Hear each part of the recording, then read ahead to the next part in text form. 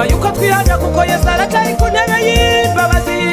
Birashashoboka yuko twihana kuko Yesu aracyari ku ntebe y'imbabazi.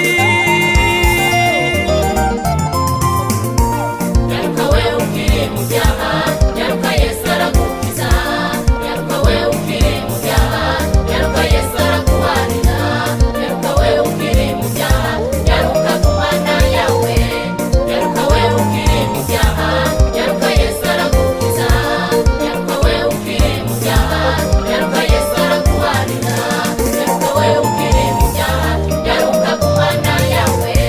Wenda wabisirayeli aratumira abasubiye inyuma, abanyagaha bamaze kugwa ngo bahindukire arabakiza. Uwera w'Abisirayeli aratumira abasubiye inyuma, abanyagaha bamaze kugwa ngo bahindukire arabakiza.